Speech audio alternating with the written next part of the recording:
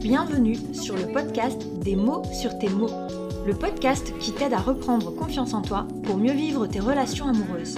Je suis Alexandra, coach relationnel diplômée et certifiée, et sur cette chaîne, je te partage les découvertes, les notions et les secrets pour enfin vivre une relation amoureuse stable et épanouissante. Que tu sois confortablement installé, en train de faire ton ménage ou ton jogging, c'est parti pour un nouvel épisode.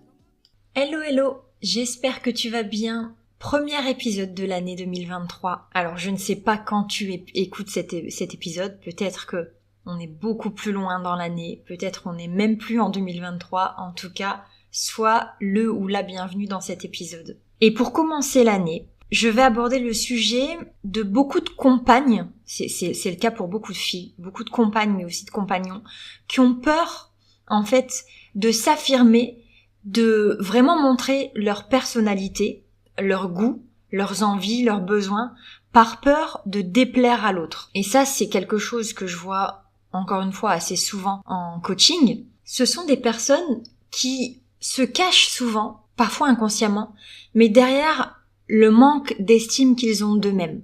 Et en fait, de se dire, j'ai pas une bonne estime de moi, du coup, je n'ai pas confiance en moi, du coup, je ne fais pas les bons choix, et j'ai peur, en fait, de faire les mauvais choix, de ne pas avoir des besoins légitimes et du coup, en fait, je me cache derrière ça parce que tout ce dont j'ai besoin, tout ce que je risque de demander n'est pas légitime et donc je n'ai pas à m'affirmer auprès de l'autre. C'est même pas j'ai peur, c'est je n'ai pas en fait ma place, je n'ai pas à m'affirmer. Limite, le message, ça serait je vais déjà le ou la remercier d'être avec moi en couple et je peux pas lui demander plus. Et donc, en fait, c'est un cercle vicieux qui va t'amener à petit commencer à nier tes besoins tout en pensant que ils sont pas légitimes et que du coup ils n'ont même pas à exister et qu'il faut que tu les caches. C'est un peu comme si t'avais je sais pas, c'est un peu comme si quelqu'un avait des idées un peu je vais un peu loin mais t'imagines quelqu'un qui a des idées meurtrières et qui veut le cacher parce qu'il sait que c'est mal. Et en fait, la personne dépendante affective qui a peur de s'affirmer, c'est un peu ça. Elle a l'impression d'être une mauvaise personne à demander ou avoir besoin de certaines choses, voilà, d'aimer certaines choses, je sais pas, des sorties, d'avoir envie de passer un moment en amoureux, enfin je sais pas, de poser ses limites. Et c'est comme si elle avait l'idée, la croyance limitante que tout ça, c'était pas légitime, c'était pas bien et qu'il fallait pas qu'elle en demande trop. Le problème, c'est que si tu continues dans cette voie, si tu continues à ne pas t'affirmer, à avoir peur en fait de montrer réellement qui tu es, c'est ça qui est pas bien. C'est limite ça qui est mauvais et qui est pas là tu penses pas à ton conjoint, tu penses qu'à toi. Et ton conjoint, il a le droit de découvrir réellement qui tu es, de savoir réellement qui il aime en réalité. Et donc, ne serait-ce que pour cette raison, déjà, c'est une mauvaise chose que de ne pas s'affirmer, que d'avoir peur de montrer tes véritables besoins. Je pense pas qu'à l'inverse, tu serais heureuse ou heureux de savoir que ton compagnon ou ta compagne te cache des choses sur qui elle est réellement, sur ce qu'elle veut réellement. Je pense que tu te sentirais trahi si tu, un jour, découvrais que cette personne, en fait, elle a pas les goûts que tu penses, elle est peut-être pas aussi heureuse que tu penses, etc. Donc, pense que toi, c'est exactement ça que tu fais à ton conjoint. Par ailleurs, c'est le meilleur moyen aussi pour toi d'être malheureuse et en plus de laisser ton couple, en fait, filer un mauvais coton. Parce que je pense que la personne qui est en face de toi, le conjoint, la conjointe, elle se rend bien compte en fait que t'es pas heureuse, que t'es pas entière, que tu lui caches certaines choses. Et donc, je pense qu'il y a des certains non-dits, il y a comme ça des silences un peu lourds entre vous qui font que, bon, on n'est pas, c'est pas palpable, on sait pas ce qui se passe, mais on sait qu'il y a quelque chose qui est pas entier, qui est pas vrai dans la relation. C'est le meilleur moyen, vraiment, de faire foirer ton couple. La peur que tu as de t'affirmer, la peur que tu as de montrer réellement qui tu es, elle est basée sur un besoin de perfection, une peur de pas être aimé, ça c'est certain. T'as peur en fait de décevoir, t'as peur de pas être à la hauteur de ce qu'on attend de toi, etc. Mais même si t'as peur de tout ça, dans les faits, en essayant de cacher tout ça, t'es quand même pas parfait ou parfaite. Il y a quand même des moments où en fait c'est trop pour toi, où ton attitude elle dépasse un peu les bornes parce que en fait c'est la goutte d'eau qui fait déborder le vase. En fait tu te contiens à rien dire, à faire semblant que tout te convient, etc. Et au final tu pètes les plombs. C'est vraiment un gros symptôme de la dépendance affective, c'est que quand on est dépendant ou dépendante affective, on a tendance à péter des câbles régulièrement parce que on est frustré, parce qu'on n'a pas ce dont on a besoin. Ce qui fait que régulièrement, il y a des clashs, régulièrement, limite on promet au conjoint de ne plus recommencer, que ça va aller mieux, etc., de prendre sur soi.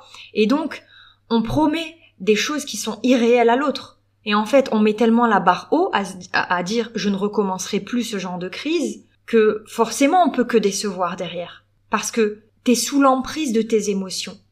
Donc quand t'as l'esprit libre, c'est facile de promettre. Mais quand t'es à nouveau en phase de craquage, j'aime bien appeler ça comme ça, que tu sens qu'en fait c'est la goutte d'eau, que tu vas péter un câble parce que t'es frustré, mais là t'es plus capable de rien. Tu commences à nouveau mal agir, à crier, à râler, à péter des plombs, à faire des caprices, etc., etc. Moi, c'est ce que je veux t'amener à comprendre. C'est que il vaut mieux promettre d'essayer de travailler sur soi tout en acceptant, parce que pour travailler sur soi, il faut accepter d'être vrai, il faut accepter de s'assumer, il faut accepter de se montrer tel que l'on est. Vaut mieux promettre ça à son conjoint et se promettre à soi de se montrer tel que l'on est, même si quelque part on a l'impression que ce qu'on demande c'est un peu trop, vaut mieux parler en fait de tes besoins, de dire voilà, je ressens ça comme besoin, j'ai besoin de ça, et peut-être de se rendre compte que c'est peut-être trop, que c'est pas au conjoint de te l'apporter mais à toi-même, mais d'être honnête là-dessus, de dire je ressens ça, je sais que c'est pas légitime,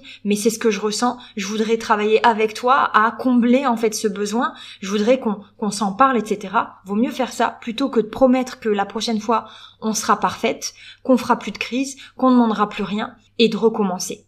Et c'est ça qui fait que t'es dans un cercle vicieux, c'est ça qui fait que le conjoint ou la conjointe elle s'éloigne parce qu'elle se dit en fait, j'ai que des promesses, il n'y a pas d'acte. La personne qui t'aime, elle demande pas une personne parfaite, elle demande une personne vraie.